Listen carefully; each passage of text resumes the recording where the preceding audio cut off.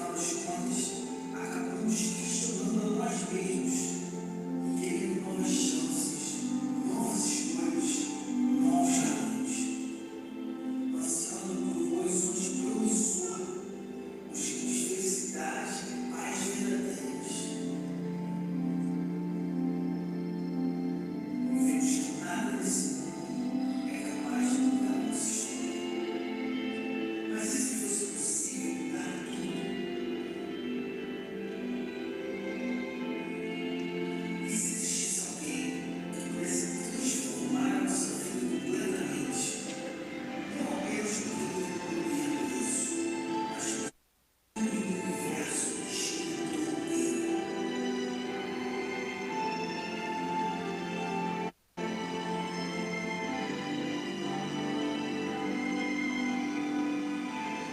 Aquele que nos criou para fazer tudo novo, pararmos de pensar que uma vida é sobre nós, entendemos que, na verdade, é tudo sobre Jesus.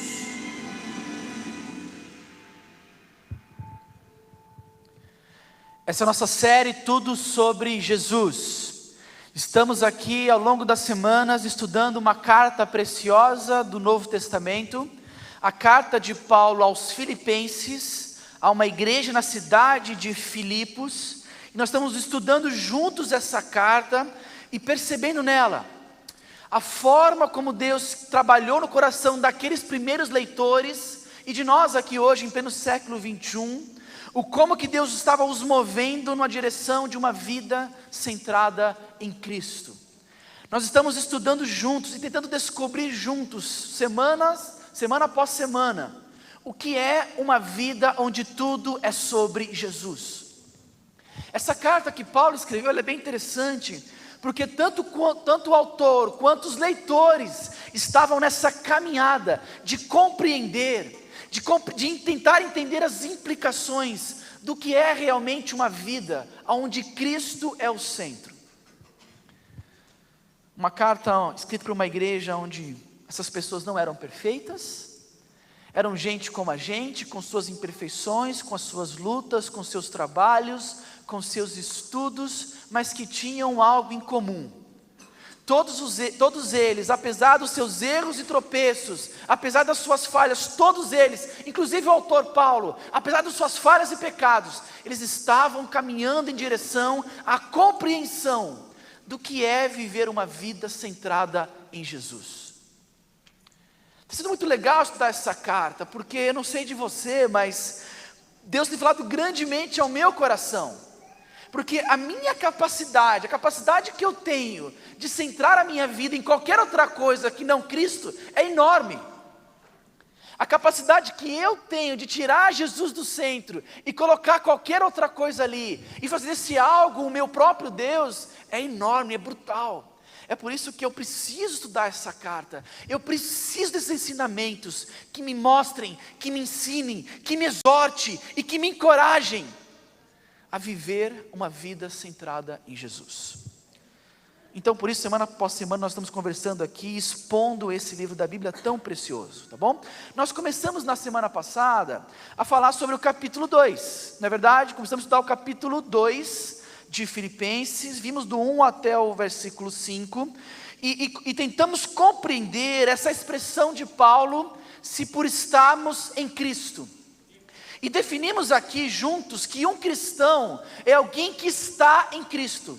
Talvez é a melhor definição que nós temos para se referir a um discípulo de Jesus. Estar em Cristo é o estado de alguém que não só foi transformado no passado pelo Evangelho de Jesus, como alguém que continua diariamente nesse processo de transformação. Nós estamos vendo aqui que o estar em Jesus, o ter Jesus como centro, não é uma atitude única, isolada, pronto, consegui, não. É um processo onde diariamente você está nessa caminhada, por isso o estar em Cristo, onde diariamente você é transformado por essa mensagem. Uma boa forma de resumir uma vida centrada em Cristo, uma vida onde tudo é tudo sobre Jesus, é se referir a nós mesmos como pessoas que estão em Cristo. A gente viu isso. E na semana passada, A gente estudou aqui 3 características, seriam 4, mas a gente só viu 3 características, 3 marcas que aquelas pessoas que estão em Cristo têm em comum. Vocês estão lembrados? Nós vimos aqui que pessoas que estão em Cristo têm a mesma espiritualidade, pessoas que estão em Cristo têm os mesmos objetivos, nós vimos semana passada, e pessoas que estão em Cristo têm as mesmas lutas. E ficou para conversarmos sobre essa 4ª marca. Pessoas que estão em Cristo têm o mesmo exemplo. E é sobre isso que nós vamos conversar aqui hoje. Hoje é dia de estudar Filipenses capítulo 2, do verso 5 até o verso 11. Se você tem a sua Bíblia, você já pode ir abrindo aí, já ir achando. A gente não vai ler agora, mas já pode ir buscando na sua Bíblia se você assim o trouxe.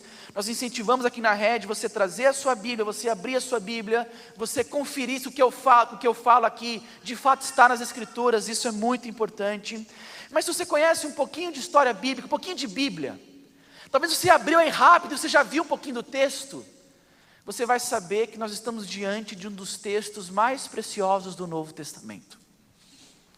Eu confesso para você que me preparar ao longo dessa semana para pegar essa mensagem foi bem difícil. Não pelo estudo exegético em si, não por isso, mas talvez por toda a beleza, por toda a magnitude que esse texto aqui ele nos traz, a palavra de Deus. É um dos textos mais preciosos, um dos textos chaves da Bíblia, uma das passagens que talvez na igreja primitiva foi muito marcante, tanto que alguns acham que esse texto aqui era uma canção na igreja primitiva, alguns acham que era uma canção e Paulo colocou aqui, outros acham que Paulo colocou aqui, por isso se tornou uma canção.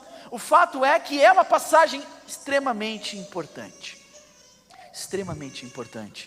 e certamente esse vai ser mais uma daquelas passagens que vai nos ajudar em todo o contexto a entendermos o que Deus tem para nós.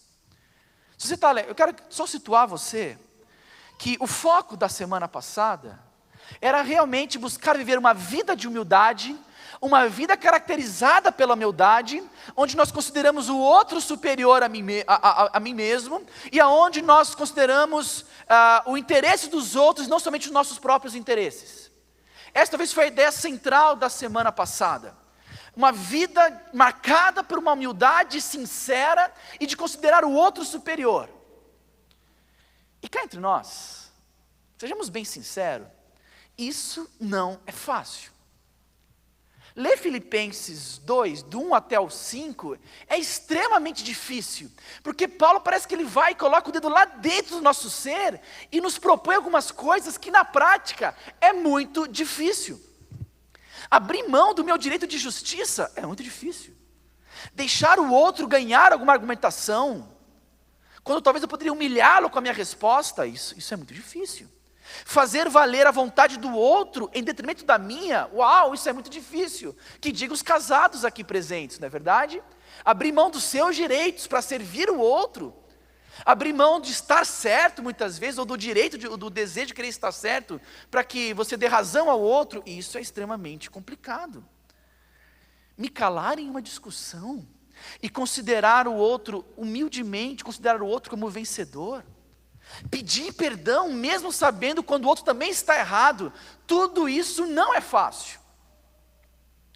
E talvez, quando eu olho para essa passagem como um todo, a pergunta que vem ao meu coração é essa pergunta aqui: como encontrar forças para nos humilharmos e vencer o nosso coração egoísta e vaidoso? Porque Paulo diz no verso 3, lembrem, não seja egoísta nem vaidoso. Essa ambição egoísta, deixe isso, fuja disso. Mas como que a gente faz isso? O que eu posso fazer, como fazer para considerar o outro superior a nós mesmos? E você sabe, e eu sei, que isso é muito difícil. Aliás, nesse contexto aqui, olha, se a gente olhar para os lados aqui, nesse contexto de igreja de Jesus, nessa comunidade de pecadores, que é a igreja de Jesus, aqui a rede é um grupo de pecadores que estão se reunindo ao redor de Jesus. Sim, a gente quer acertar, mas a gente erra, e nesse grupo aqui você vai ver que é comum acontecer picuinhas, probleminhas aqui, ali, problemas que aos poucos vão minando a nossa alegria, vão minando a vida da igreja. E eu não tenho dúvida que Paulo, ao escrever isso, ele queria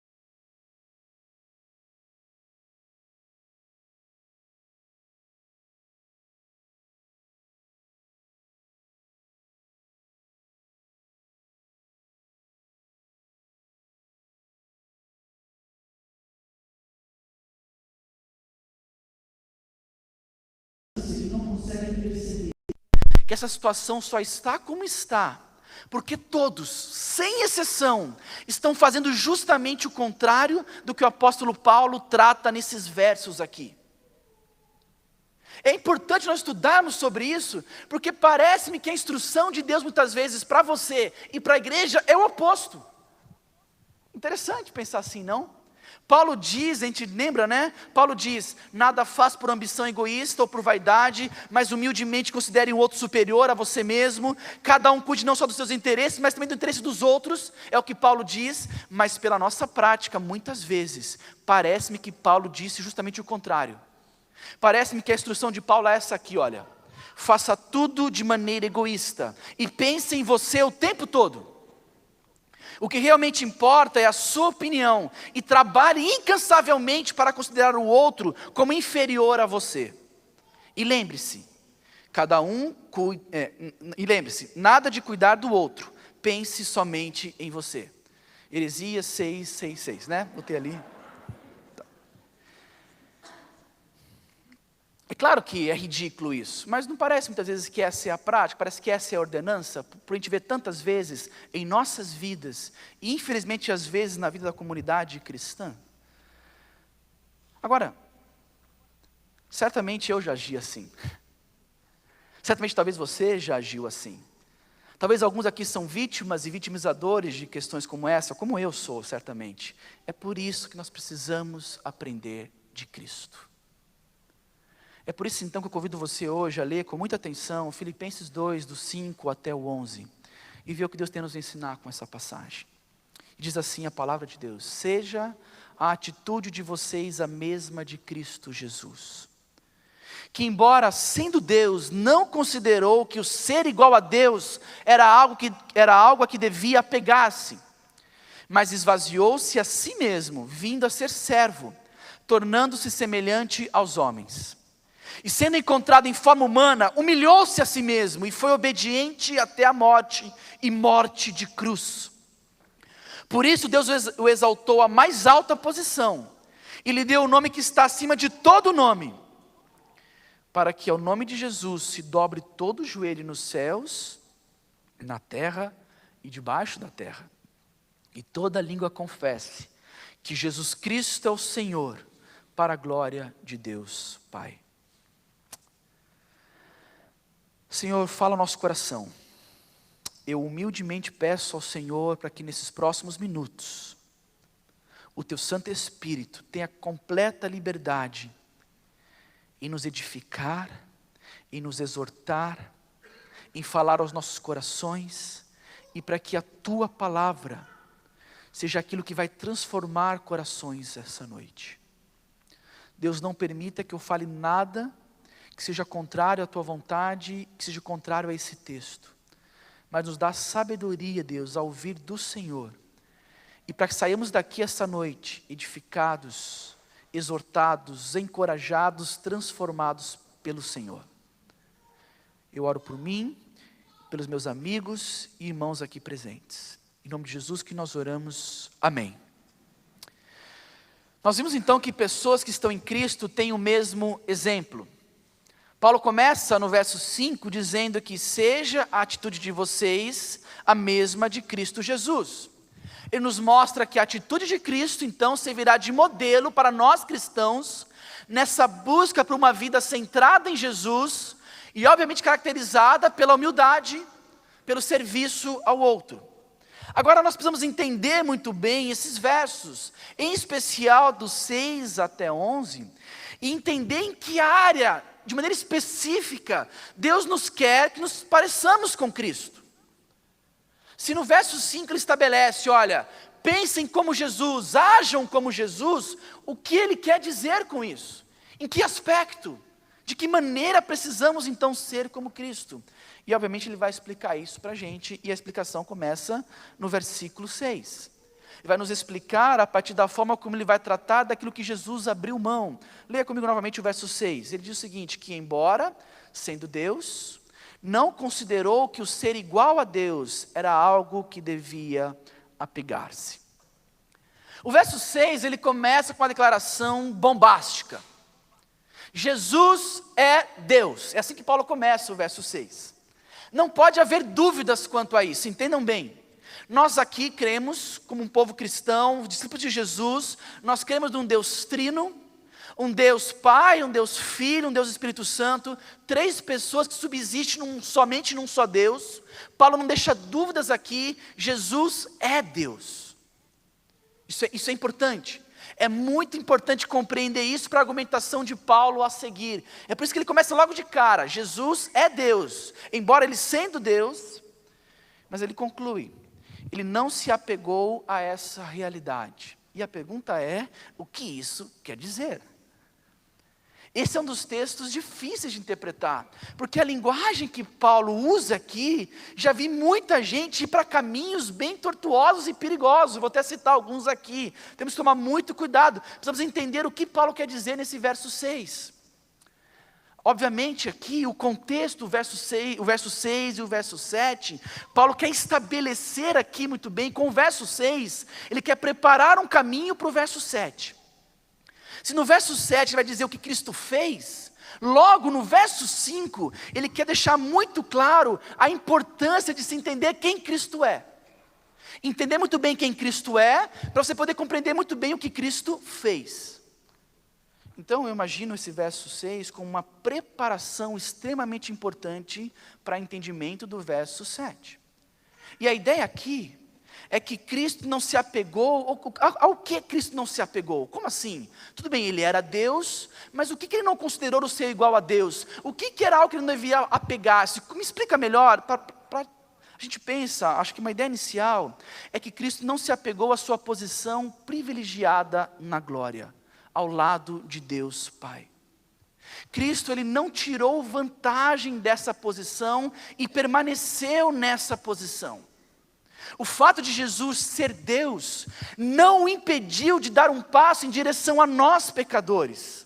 Ele não precisava, ele era autossuficiente, porque ele é Deus. Deus é autossuficiente, mas ele não se apegou a essa autossuficiência e fez algo por nós.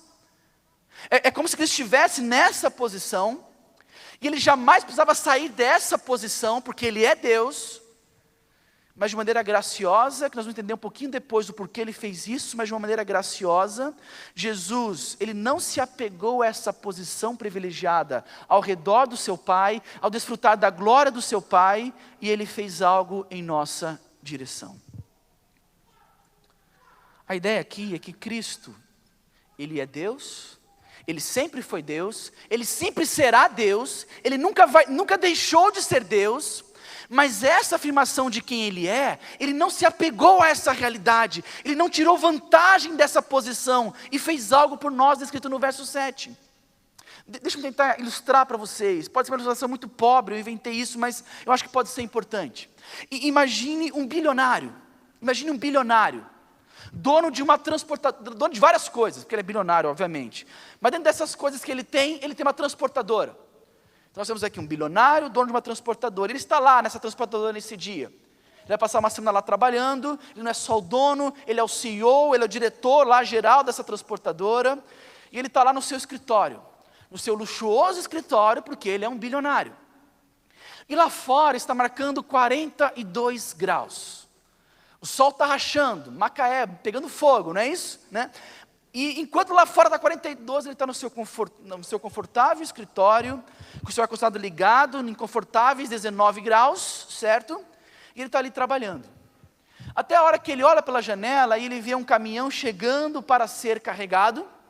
E quando ele percebe que aquele caminhão vai ser carregado, tem muita coisa para se carregar, e tem poucos funcionários. E aquele então CEO, aquele bilionário, diretor e dono daquela empresa, ele se compadece daqueles funcionários. Sabe o que ele faz? Ele sai da sua sala, ele vai até lá, e ele começa a carregar o caminhão com seus funcionários no calor de 42 graus.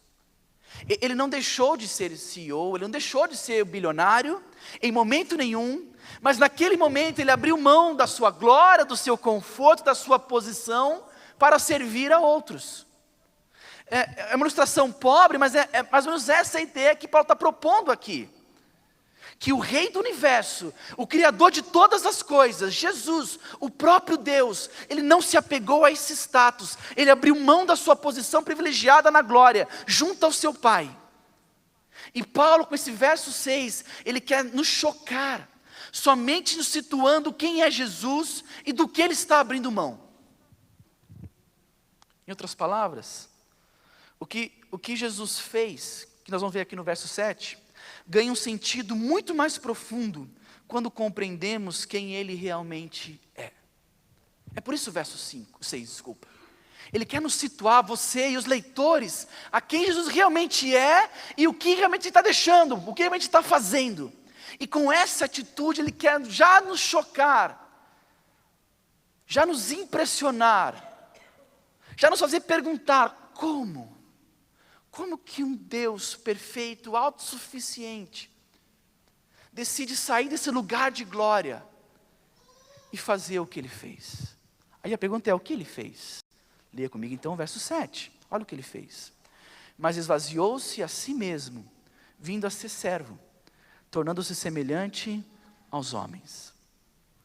Então, depois de preparar o caminho sobre quem Cristo é, Ele vai dizer o que Cristo fez, e a frase inicial é: esvaziou-se a si mesmo. E o que isso quer dizer? Quando eu disse que essa passagem é muito mal interpretada, essa parte em especial, ela tem sido assim massacrada, infelizmente, com diversas interpretações erradas. Eu vou dividir alguma com vocês aqui, alguma delas. Por exemplo, é comum você ter estudiosos da palavra, teólogos, dizendo que o fato de Cristo se esvaziar, em primeiro lugar, é o fato de Ele deixar de ser plenamente Deus, agindo nessa terra como um mero ser humano movido pelo Espírito Santo. Alguns entendem, está vendo, Ele se esvaziou, Ele abriu mão da sua divindade e veio viver aqui entre nós como um mero ser humano. E olha que belo, pode ser até belo, mas não tem nada de verdade nisso aqui. Outros acreditam que não, Ele se esvaziou na sua igualdade essencial com Deus, sendo que Ele se tornou uma espécie de meio humano e meio Deus, mais para o humano. Uma mistura aí de talvez 70% humano, mas restou ainda uns 30% de Deus. O se esvaziar é que Ele se esvaziou de parcialidade do que é ser Deus. E também é uma interpretação obviamente errada. Outros vão dizer que não, o se esvaziar é a ideia de que Ele manteve os atributos essenciais da divindade, como por exemplo santidade e graça, mas Ele abriu mão de outros atributos, que chamados atributos relativos, como onisciência, onipotência, onipresença, imutabilidade, por aí vai. E também está errada essa interpretação. São pessoas na tentativa de tentar explicar o que é que Jesus fez, o que é se esvaziar, e se confundem todo e produzem heresias que não fazem o mínimo sentido à luz do todo da palavra de Deus. O que é importante, entendam bem, que por definição, para o eterno, autoexistente, imortal e imutável Deus, é impossível Ele deixar de existir como Deus. É impossível, por definição, para o eterno, autoexistente, imortal e imutável Deus deixar de existir como Deus. No tempo de Jesus aqui na terra, Ele nunca deixou de ser plenamente Deus, em igual essência ao seu Pai. Joia, mas isso não responde então o que é.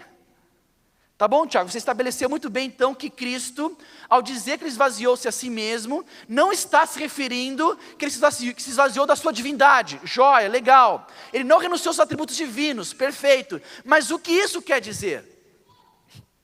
É difícil. Mas talvez a melhor interpretação que eu achei, a partir de estudos, de leituras essa semana, é que quando Paulo diz que Jesus esvaziou a si mesmo, se auto-esvaziou, Ele tornou a si mesmo sem nenhum efeito. Em outras palavras, Ele se fez nada. Cristo, Ele se fez sem nenhum efeito, e sabe como Ele fez isso? Ao assumir a natureza humana em sua encarnação.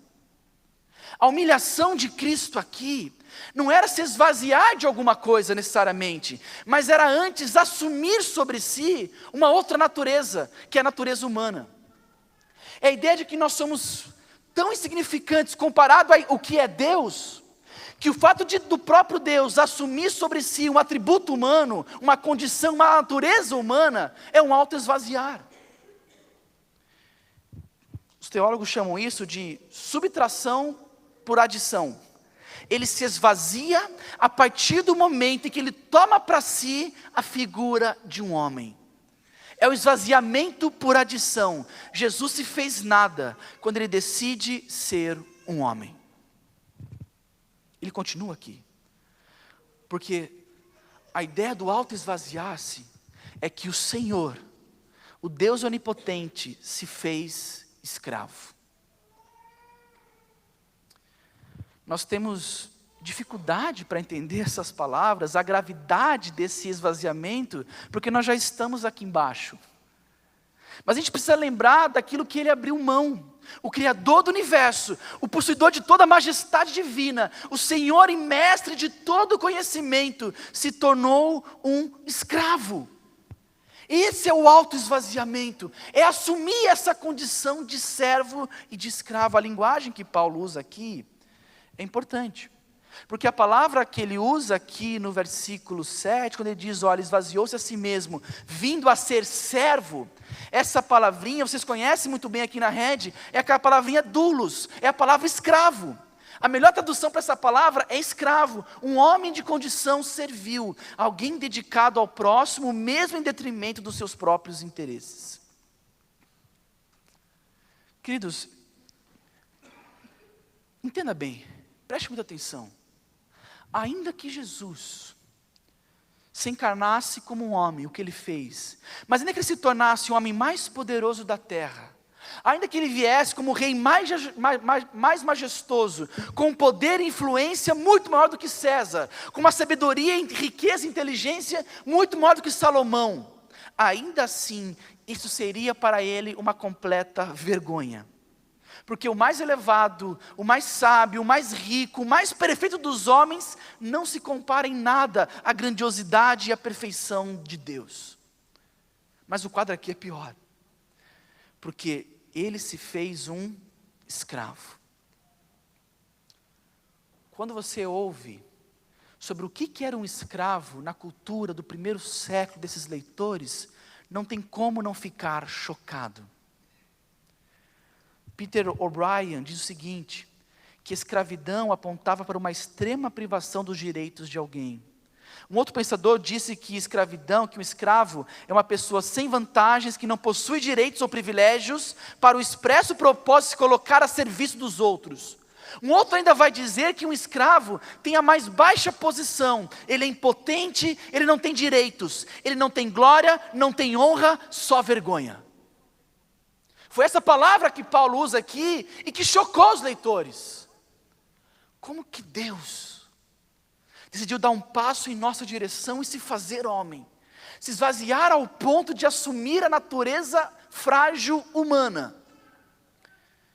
Mas não só isso, vir e assumir a condição de escravo, aquele que é o mais baixo de toda a cadeia social humana, assim. Existe um escritor que escreveu um livro chamado O Príncipe e o Mendigo, e que vai contar uma história que pode nos ajudar um pouco. Esse escritor, chamado Mark Twain, ele conta sobre a história de Edward, filho do rei Henrique VIII, que temporariamente trocou de lugar com Tom. Tom era um rapaz pobre de Londres, então o príncipe trocou de lugar com um mendigo. Os garotos trocaram de roupas, Tom vai para a corte real, e o príncipe Edward vai para a casa de Tom, e começa a ter que lidar com um pai bêbado e abusivo, junto com outras misérias da vida de mendicância. Mas durante esse processo, o jovem príncipe não entregou a sua identidade. De fato, ele ainda era príncipe de Gales, e poderia ter exercido o seu poder como tal, em qualquer momento que quisesse. Mas a sua realeza, que ele tinha total posse por todo o tempo, não poderia ser totalmente expressada quando ele escolhesse submeter a vida como um miserável. Essa é uma boa história que ilustra o que Cristo fez. Ele humilhou-se a si mesmo ao se tornar um homem, um servo, um escravo. E por que ele fez? Aí você vai no verso 8. Percebe o raciocínio de Paulo? Quem Cristo é, o que Ele fez e por que Ele fez. Vai no verso 8. O verso 8 diz o seguinte: e sendo encontrado em forma humana, em forma de escravo, Ele humilhou-se a si mesmo e foi obediente até a morte, e a morte de cruz. A resposta de Paulo do porquê ele fez está clara, que ele fez tudo isso para que ele pudesse ir até a cruz e morrer para os nossos pecados. Até mesmo a sua morte foi a pior morte possível. A pior morte que poderia se imaginar para alguém, uma morte excruciante, vexatória e vergonhosa. E Cristo fez isso. Uma morte que é dedicada aos piores. Uma morte tão ruim que nem os romanos poderiam estar ali presenciar esse tipo de morte. Uma morte onde a ideia não era só apenas castigar, mas era humilhar.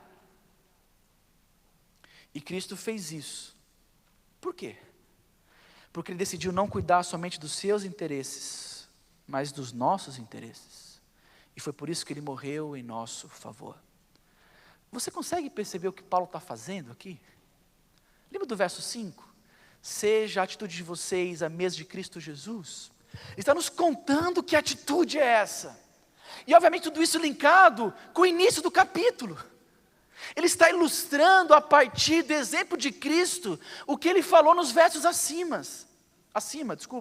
Na linguagem de Filipenses 2, 3 e 4, Jesus não fez nada por ambição egoísta ou vaidade, mas Ele considerou os outros como mais importante do que a si mesmo. Ele não estava simplesmente à procura dos seus próprios interesses, mas dos interesses dos outros. Jesus poderia ter se apegado à sua igualdade com o Pai, claro, óbvio. Como eterno, Ele tinha todo o direito de fazê-lo. Mas por causa da sua obediência amorosa ao seu Pai, por causa do seu prazer na vontade do seu Pai e do seu amor por nós, pecadores, Ele considerou esses abençoados privilégios como algo a ser entregue. Essa é a realidade de Filipenses capítulo 2, do versículo 6 até o versículo 8.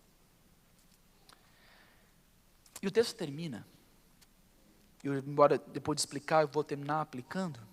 Mas o texto termina com a completa, perfeita e justa exaltação desse Jesus. Que foi mostrado como um servo sofredor que se humilhou, mas que depois foi exaltado à mais alta posição sobre tudo e sobre todos. Olha o que Paulo diz. Por isso, Deus o exaltou à mais alta posição e lhe deu o nome que está acima de todo nome, para que ao nome de Jesus se dobre todo o joelho nos céus, na terra e debaixo da terra, e toda língua confesse que Jesus Cristo é o Senhor, para a glória de Deus Pai. E eu quero terminar aplicando essa mensagem a todos nós aqui, a mim e a vocês, ao meu coração e ao coração de vocês. A primeira questão que veio à minha mente é a seguinte: se Cristo se humilhou, se Cristo considerou o outro como superior, se Ele não cuidou dos seus próprios interesses, mas dos nossos interesses, quem é você?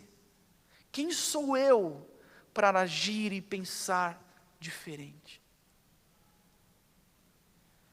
Se o Deus eterno, o Deus que é criador de todas as coisas, se humilhou, se fez homem, se encarnou, viveu a miséria e as mazelas humanas como um escravo, se Ele fez isso, quem é você? Quem sou eu para não fazer a mesma coisa? Quem sou eu comparado a Cristo para me achar melhor do que alguém?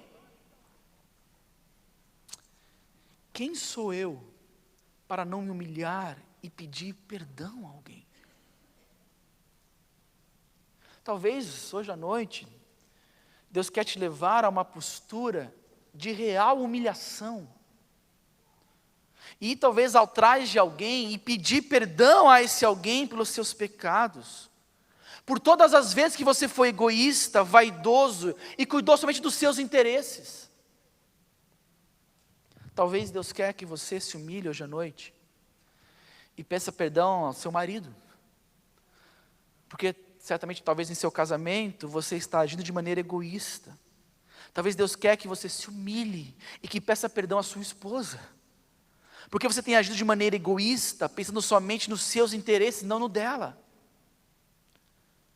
Talvez Deus quer que você essa noite se humilhe e peça perdão aos seus pais. Talvez por esse viver petulante, por essa falta de obediência, por o seu egoísmo achar que você é o centro de tudo, o centro da sua família, e que teus pais são escravos de você, e que tem que fazer tudo para você, e que se eles não fazem, faz biquinho, você faz birra. Talvez você precise se arrepender e se humilhar e pedir perdão por isso. Talvez você precise se arrepender e se humilhar e pedir perdão aos seus pais pela sua falta de obediência e honra. Pelo fato de você pensar somente em você, nos seus interesses, nas suas vontades. E pouco se lixando muitas vezes sobre como as suas atitudes podem afetá-los e machucá-los. Talvez você precise pedir perdão para alguém da sua igreja, que está aqui hoje. Que às vezes com a convivência aconteceu questões de pecados e de problemas, e que talvez Deus quer mover você a uma humilhação, a um arrependimento e a um pedido de perdão. Eu não sei, talvez Deus quer falar com você hoje, que talvez não é nem dessa igreja aqui, da Red, mas talvez vem de uma outra igreja, teve problema nessa outra igreja, e talvez Deus quer que você se humilhe, faça como Cristo, peça perdão e trate o seu coração. Em que áreas Deus quer que você essa noite se humilhe, peça perdão e mude de atitude? Em que área da sua vida Deus está usando essa mensagem, a sua palavra, para fazer você enxergar que você agiu da mesma maneira egoísta e vaidosa, pensando somente nos seus interesses, e hoje você está sendo confrontado, esmagado pelo exemplo de Cristo? E não lute contra o Senhor, não luta contra o Espírito Santo, se humilhe, se arrepende e fala: Pai, por favor, ore o versículo 5. E diga: Pai, por favor, faça da minha atitude, do meu coração, o mesmo de Cristo Jesus.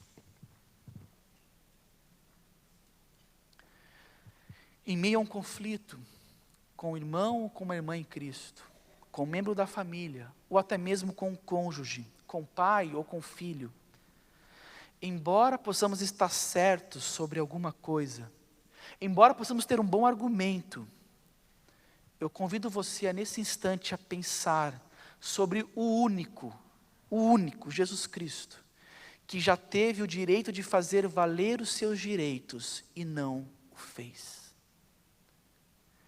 Ele foi o único que tinha o direito de fazer valer os seus direitos e não o fez. E podemos considerar então o outro como mais importante do que nós mesmos, e dar preferência e honra aos outros em nome dessa unidade. Compreender o que Cristo fez, estou encerrando, nos levará a uma adoração e admiração sincera por Cristo e sua humildade. Mas isso não para na admiração. Paulo não escreve isso nos convidando a nos ficarmos admirados com o que Jesus fez, não somente isso. Isso deve ser traduzido em obediência fiel. Deve haver em nós a mesma atitude que houve em Cristo Jesus. E por isso nós nos humilhamos. E por isso eu, Tiago, preciso me humilhar. E eu convido você a fazer o mesmo. Eu não quero e nem posso finalizar aqui. Porque nesse texto, Paulo tem a liberdade de falar, obviamente, Jesus como exemplo, mas ele só fala de Jesus como exemplo para aquela igreja, porque aquelas pessoas haviam compreendido Jesus como Salvador. Eu gosto de enxergar nesses versos a apresentação clara do Evangelho. O que Deus fez por nós. E antes que você saia daqui hoje, sabendo o que você precisa fazer, você precisa sair daqui hoje sabendo o que Deus fez por você. Porque para alguns de vocês aqui, antes de Jesus ser um exemplo para você, Ele precisa ser um salvador para você.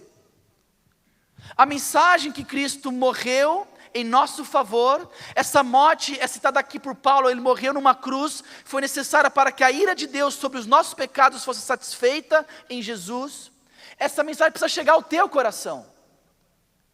Então, para alguns aqui, a ideia não é arregaçar as mangas, legal, vou tentar ser como Jesus.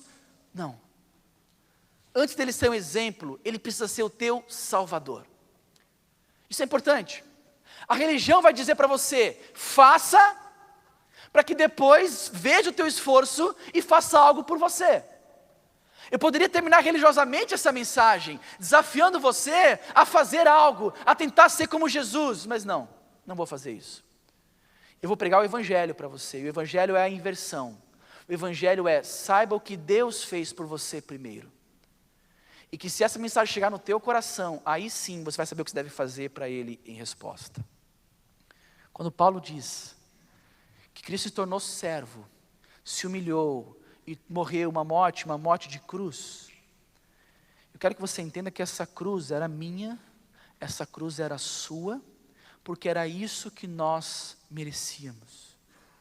E sabe o que é interessante? Por mais que eu, Tiago, merecesse essa cruz, ainda que eu fosse lá, pegasse e morresse pelos meus pecados, ainda que eu voluntariamente me apresentasse e falasse, Deus, eu vou morrer agora, porque eu quero morrer pelos meus pecados, saiba que isso não seria suficiente. Sabe por quê? Porque que mérito há um injusto morrer por suas injustiças? Nenhum.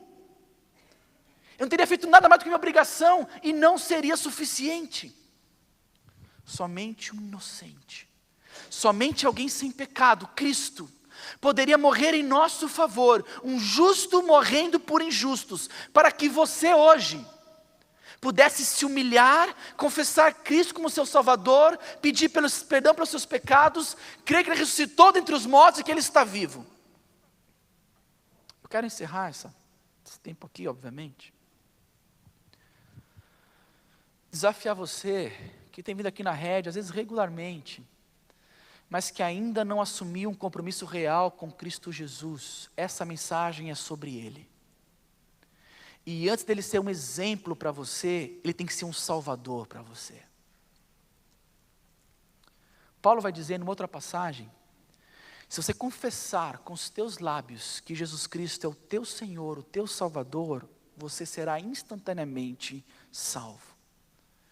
Se você se arrepender dos seus pecados e crer que Cristo morreu por você e Ele está vivo, porque se Cristo hoje é aqui nesse lugar, é adorado e pregado, a Bíblia diz que você será salvo. E é interessante que para isso acontecer, para a tua salvação acontecer essa noite, sabe o que é o mais irônico? Você precisa agir como Cristo, você precisa se humilhar. Você precisa reconhecer os teus pecados. Você precisa reconhecer que você tem vivido uma vida com qualquer outra coisa no centro que não Deus. Você reconhece, você se humilha. Mas à medida que você entende quem você é, isso deixa você triste, é verdade? Você compreende a maravilhosa graça de Deus, porque Ele te amou, porque Ele te aceitou, mesmo você sendo desse jeito. Ele saiu da sua posição eterna e habitou entre nós, se tornou um escravo, um servo, para servir a mim e a você.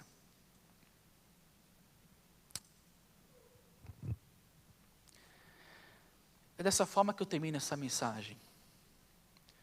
Não só desafiando você, um discípulo de Jesus, a pensar e a considerar em que áreas Deus quer te levar hoje a uma humilhação sincera, mas convidando você também, meu amigo, que nos visita, às vezes até mesmo frequente aqui na rede, mas que ainda não teve um encontro real e pessoal com Jesus Cristo, que ainda não passou pelo difícil processo de humilhação, de enxergar os seus próprios pecados, mas ao mesmo tempo por milagre de perceber quem Deus é e o que Ele fez por você. E você vai sair daqui hoje não como Cristo como um exemplo, mas Cristo como teu Salvador. Em um minuto, eu preciso terminar a mensagem, mas sabe por que isso é importante para todos nós aqui? Reconhecer Cristo como Senhor. Porque, de uma forma ou outra, todos nós um dia iremos reconhecer. Olha o que Paulo fala aí no versículo 10 e 11. Para que o nome de Jesus se dobre todo o joelho, nos céus e na terra e debaixo da terra, e toda língua confesse que Jesus Cristo é o Senhor, para a glória de Deus Pai. Paulo diz, ele encerra o texto dizendo que por aquilo que Cristo fez, um dia toda a humanidade irá reconhecer que Ele é o Senhor da história. Isso é sério, gente. Buda irá reconhecer, Maomé irá reconhecer, Gandhi irá reconhecer um dia que Jesus é o Senhor da história. O problema é que esse reconhecimento não será para a salvação, será para a condenação. Paulo termina doxologicamente exaltando a Jesus, mas nessa exaltação ele fala de algo sério, que no final dos tempos, toda a humanidade se encontrará de joelhos, prostrados, e não terá mais jeito, porque serão obrigados a confessar, de fato Ele era o Cristo, o Filho do Deus vivo, o Senhor da eternidade. Um dia todos nós iremos confessar isso.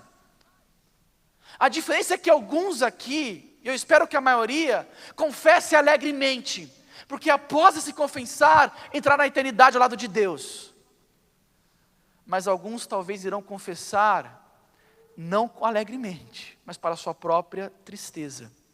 Não de Jesus como Salvador, mas como justo juiz que nos condenará por toda a eternidade. É sério, isso é sério. É por isso que eu convido todos vocês a considerarem essa noite. Se Deus está falando ao seu coração, humilhe-se, peça perdão aos seus pecados, confesse com seus lábios, em oração, no pensamento, Cristo é o meu Salvador. Eu entendi que Ele morreu em meu favor, Ele perdoou os meus pecados, Ele ressuscitou no terceiro dia, Ele está vivo, e eu quero viver para Ele. Eu quero ver uma vida onde tudo é sobre Jesus.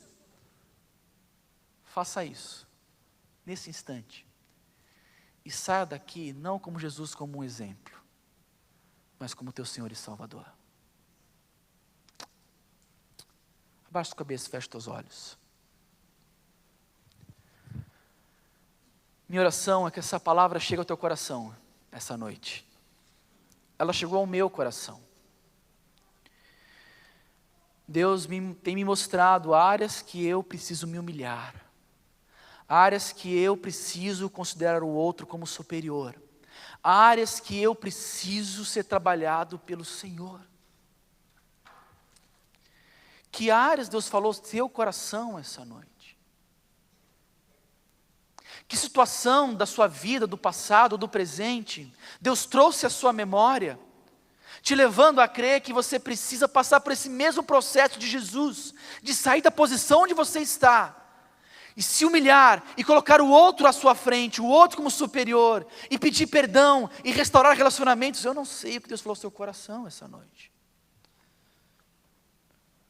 O que eu sei é que Deus graciosamente usou a sua palavra para falar contigo. Ora ao Senhor, peça para que Deus dirija os seus passos. Eu quero orar por você nesse instante, meu amigo, que está aqui hoje. Que talvez gosta de vir na Reading, que tem vindo aqui regularmente, gosta de participar dos cultos, de ouvir uma palavra, gosta da ideia de ter Jesus como exemplo. Isso é legal, isso é bacana, mas se Ele ainda não é o teu Salvador, eu quero convidar você a, nesse instante, a se humilhar, a pedir perdão pelos seus pecados e a clamar: Deus, por favor, me salve. E Deus vai ouvir o seu clamor, e Ele vai salvar você, Ele vai transformar a sua existência. E nós alegremente vamos nos alegrar, certamente, em ver Deus agindo na sua vida. Deus, fala no nosso coração com a Tua palavra, texto tão precioso, um texto maravilhoso das Escrituras, fala ao nosso coração, Senhor. Nos quebranta, mexe nas áreas que precisam ser mexidas para a Tua honra e para a Tua glória, Deus, a começar por mim. Deus, eu oro por essa igreja nova que está se formando ainda, com tanta gente vindo para cá. Eu oro, Deus, para que o Senhor coloque nessa igreja esse coração.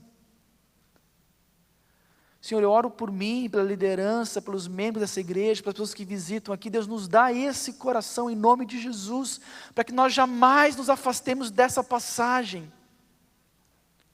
para que o nosso alvo não seja outro, mas a não ser ter Cristo no centro, e ter Cristo no centro é agir como Cristo, é abandonar a vaidade, o egoísmo, é considerar o outro como superior, é cuidar do interesse do outro. Deus trabalha essas verdades em nossos corações, e para que à medida que essa igreja cresça, ela possa crescer não só em números, mas ela possa crescer em semelhança a Jesus, porque esse é o nosso principal objetivo.